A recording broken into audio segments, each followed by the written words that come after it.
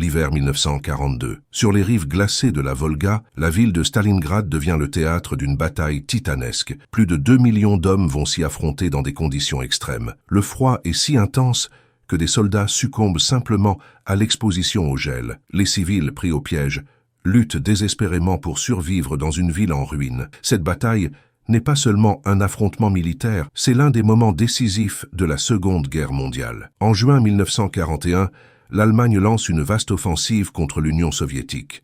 L'opération, appelée Barbarossa, vise à s'emparer des ressources stratégiques de l'Est et à soumettre le pays. L'avancée initiale est fulgurante. Des millions de soldats soviétiques sont encerclés et faits prisonniers. Mais à l'été 1942, la stratégie change.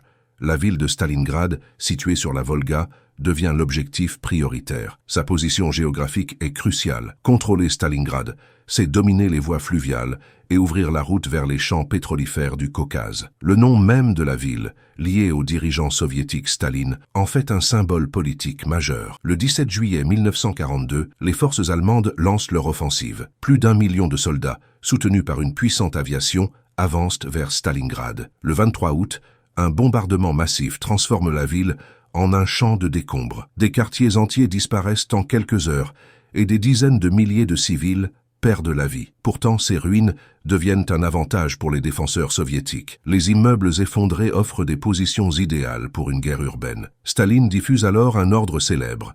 Pas un pas en arrière. Chaque mètre de terrain doit être défendu coûte que coûte. À la fin de l'été, les combats font rage à l'intérieur même de la ville. Chaque rue, chaque maison devient un champ de bataille. Les troupes soviétiques appliquent une tactique surnommée « s'accrocher à l'ennemi », combattant au plus près pour réduire l'efficacité des bombardements allemands. Stalingrad se transforme en un labyrinthe meurtrier où la progression se mesure pièce par pièce. À l'automne, l'hiver s'installe avec une rigueur terrible. Les températures chutent à moins 30 degrés. Les soldats allemands, mal préparés à ces conditions extrêmes, souffrent du froid et du manque de ravitaillement. Leurs armes gèlent, leurs uniformes s'usent, et la nourriture se raréfie. Malgré ces difficultés, l'ordre reste clair. La ville doit être conquise à tout prix. La bataille se prolonge et l'usure frappe les deux camps. Pendant ce temps, l'état-major soviétique prépare une contre-offensive secrète. Sous la direction du maréchal Georgi Zhukov, des millions d'hommes et des milliers de véhicules blindés sont discrètement déployés autour de Stalingrad. Cette opération, baptisée Uranus, est lancée le 19 novembre 1942 à l'aube. Les troupes soviétiques frappent les flancs de l'armée allemande, là où se trouvent des unités alliées moins expérimentées. L'attaque est foudroyante. En quelques jours, la 6e armée allemande, dirigée par le général Friedrich Paulus, est totalement encerclée dans Stalingrad. Plus de 300 000 soldats se retrouvent piégés dans une poche glaciale, sans issue. Le commandement allemand refuse d'autoriser un repli stratégique. Au lieu de cela, Paulus reçoit l'ordre de tenir ses positions. Le ravitaillement doit être assuré par voie aérienne,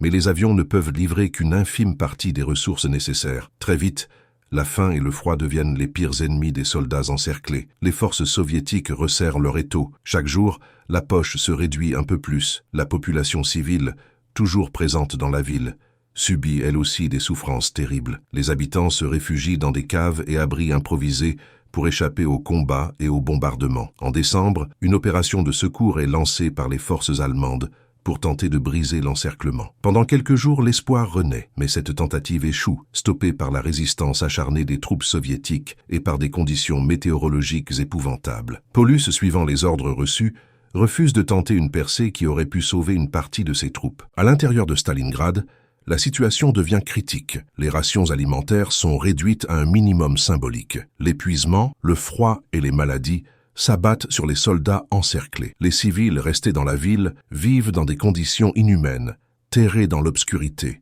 entourés de décombres et de peurs. Le moral des troupes s'effondre. Les communications avec l'extérieur sont quasi inexistantes et chaque jour apporte son lot de pertes. Malgré tout, les ordres venus de Berlin restent inchangés. Il faut tenir jusqu'au bout. Le 31 janvier 1943, le général Paulus, récemment promu maréchal dans une tentative symbolique de le dissuader de se rendre, prend une décision historique. Constatant que la situation est désespérée et que la souffrance de ses hommes atteint un point de non-retour, il se livre aux forces soviétiques avec ses officiers. 2 jours plus tard, le dernier bastion allemand capitule. La bataille de Stalingrad est terminée. Cette confrontation a duré 200 jours et 200 nuits. C'est l'un des affrontements les plus meurtriers de l'histoire. Plus de 2 millions de combattants y ont pris part, et les pertes humaines se chiffrent à plusieurs centaines de milliers de vies, militaires et civiles confondus. La victoire soviétique marque un tournant décisif dans la Seconde Guerre mondiale. À partir de ce moment, l'Allemagne est sur la défensive. L'armée rouge, galvanisée par ce succès, entame sa marche vers l'ouest qui l'amènera jusqu'à Berlin en 1945.